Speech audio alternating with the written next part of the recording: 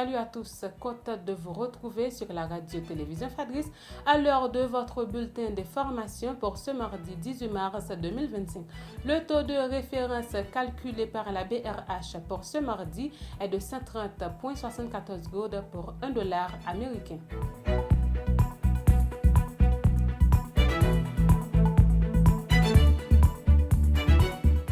L'ex-sénateur Nenel Kassi, visé par un avis de recherche de la DCPJ, s'est présenté hier lundi 17 mars 2025 au parquet du tribunal de première instance de Port-au-Prince PAP.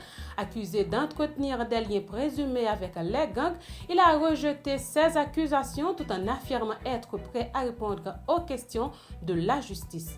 Le 15 mars 2025, 4 véhicules de Médecins sans frontières MSF ont été touchés par des tirs à Turgeau, blessant plusieurs chauffeurs. Face à cette menace, MSF a suspendu temporairement ses activités afin de protéger son personnel et ses patients.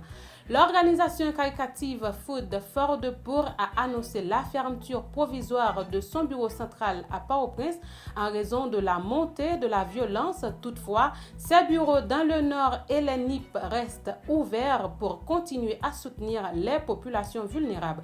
L'ambassade des États-Unis en Haïti condamne fermement les attaques contre la radio-télé Caraïbe, Mélodie FM et Télé Pluriel, ainsi que les violences persistantes dans la capitale.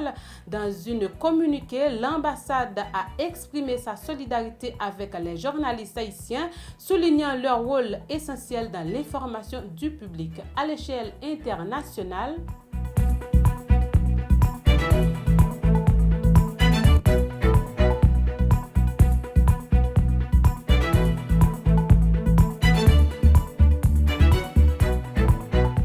crash aérien au Honduras. Lundi soir, un avion commercial transportant 18 passagers s'est écrasé en mer après une panne mécanique causant au moins 7 morts selon les autorités locales.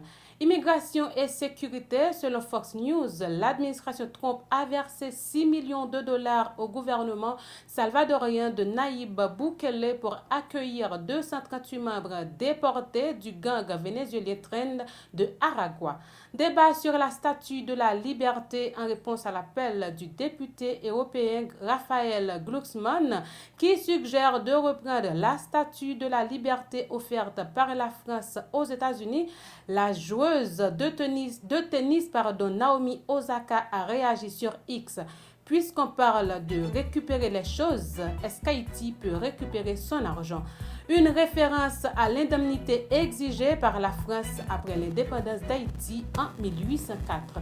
Ici, pour fin, ce bulletin d'information sur la radio-télévision Fadris pour la présentation. C'était Forcy Muriel au micro. Au revoir.